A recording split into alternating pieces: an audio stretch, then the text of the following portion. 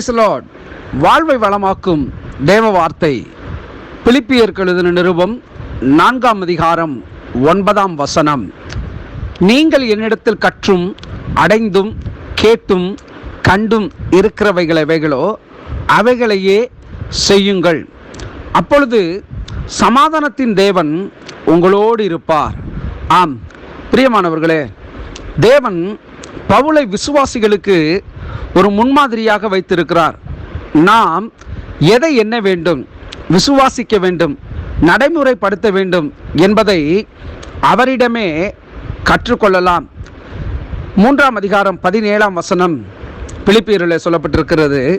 சகோதரரே, நீங்கள் என்னோட கூட பின்பற்றுகிறவர்களாகி நாங்கள் உங்களுக்கு வழிகாட்டுகிறபடி நடக்கிறவர்களை மாதிரியாக நோக்குங்கள். ஆம், அப்போஸ்தலனாகிய பவுல் மாதிரியாக என்கிறதை இங்கே குறிப்பிடுகிறார்.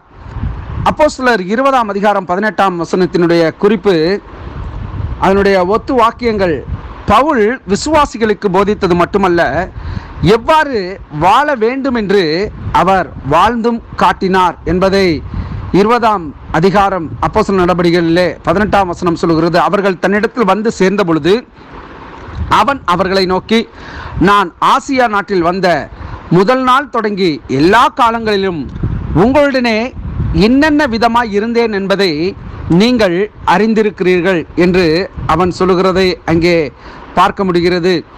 ஆம் பிரியமானவர்களே, நாம் மற்றவர்களுக்கும் மாதிரியாக நாம் வாழ வேண்டும். ஒரு மாதிரியாக அல்ல, மாதிரியாக, அதாவது எடுத்துக்காட்டாக நாம் வாழ வேண்டும். நம்முடைய ஆண்டவர் நமக்கு எவைகளை போதித்திருக்கிறாரோ அவைகளை நாம் மற்றவர்களுக்கு அறிவித்து இயேசு கிறிஸ்து செய்ததான முழு ஊழியத்தை நாம் நிறைவேற்றக்கூடிய நபர்களாக காணப்பட வேண்டும். இயேசு கிறிஸ்து அப்படி என்ன ஊழியம் செய்தார்?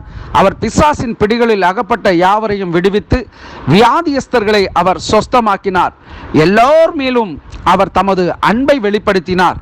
பிதாவுடைய அன்பை மக்கள் புரிந்து கொள்ளத்தக்கதாக, பிதாவுடைய ஆதி நாட்களில் பிதா மக்களோடு இருந்த அந்த எரிச்சலிலிருந்து குமாரன் மூலியமாய் தம்முடைய அன்பை பிதாவானவர் அவர் இந்த உலகத்திற்கு அவர் வெளிக்காட்டும்படியாக கிறிஸ்து இயேசுவையே, குமாரனையே நமக்காக தந்தருளினார்.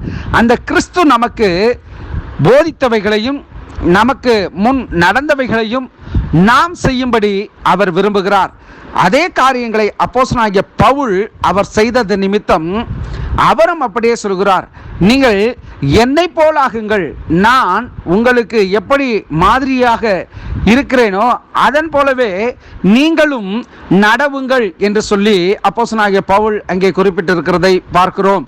இந்த 9வது வசனத்திலே, பிலிப்பியர் 4:9, நீங்கள் என்னிடத்தில் கற்றும் அடைந்தும் கேட்டும் கண்டும் இருக்கிறவைகள் எவைகளோ அவைகளையே செய்யுங்கள். ஒன்றுக்கும் அதிகமாக நாம் செய்யாதபடிக்கு நாம் பிதாவின் மூலியமாய் கிறிஸ்து எவைகளை கற்றுக்கொண்டாரோ அவைகளை எப்படி இந்த ஜனங்கள் மத்தியில் பிரகடனப்படுத்தினாரோ, அவர் உபதேசித்தாரோ, சொன்னாரோ அவைகளையே நாம் செய்வது சாலச் சிறந்தது.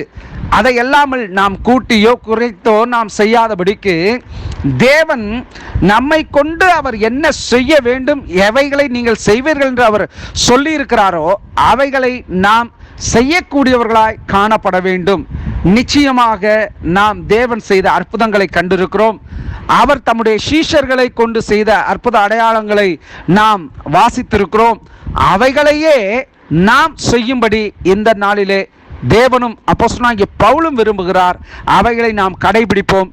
நிச்சயமாக தேவன் நம்முடைய வாழ்விலே பெரிய காரியங்களை செய்வார். God bless you.